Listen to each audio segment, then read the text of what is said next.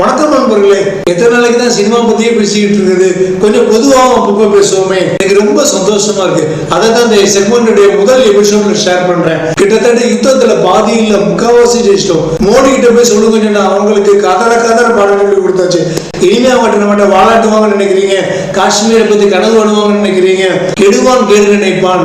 இந்த முக்கியமான சட்ட சம்பவத்துக்கு நிறைய பேருக்கு நம்ம நன்றி சொல்றோம்.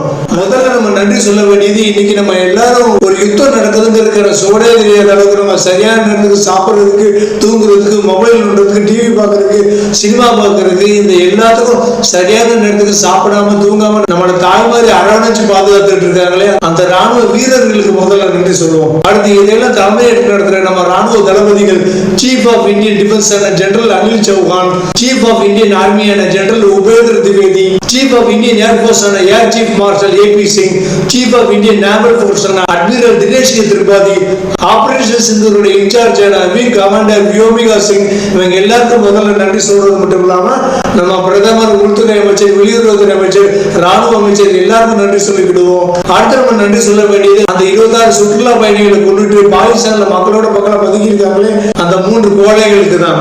அந்த 3 கோழைகள் இருக்கிறதுனாலதான் நம்ம பவர், நம்ம இந்திய நாட்டுடைய ராணுவத்துடைய பவர் நமக்கு மட்டும் இல்லாம இந்த உலகத்துக்கே தெரிய வந்திருக்கு. இந்த 3 பேரை பாகிஸ்தான்காரங்க நம்மகிட்ட ஏற்கனவே ஒப்படைச்சிருந்தாங்கன்னா நம்மகிட்ட இவ்வளவு அடி வாங்கியிருக்க தேவையே கிடையாது. பகல்காம் தாக்குதல் மூலமா வாலண்டியரா நம்மகிட்ட அடி வாங்கியிருக்காங்க பாகிஸ்தான்.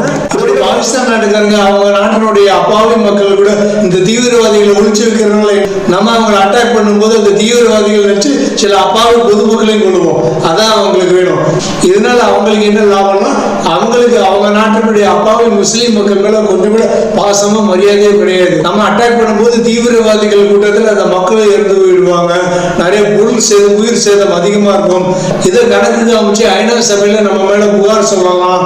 அது மட்டும் இல்லாம நிறைய பண உதவி கேட்கலாம். இதுதான் பாகிஸ்தானோட பிளான். அதைத்தான் தந்திரமா அவங்க சரியா செயல்படுத்திக்கிட்டு இருக்காங்க. அவங்க தீவிரவாதிகளுக்கு நல்லா சப்போர்ட் பண்றாங்கன்னு அந்த கொல்லப்பட்ட தீவிரவாதிகளுடைய இறுதி சடங்குல பாகிஸ்தான் ராணுவ அதிகாரிகள் கலந்துகிட்ட அந்த வீடியோ காட்சி, புகைப்பட காட்சி சரியான ஆதாரம்.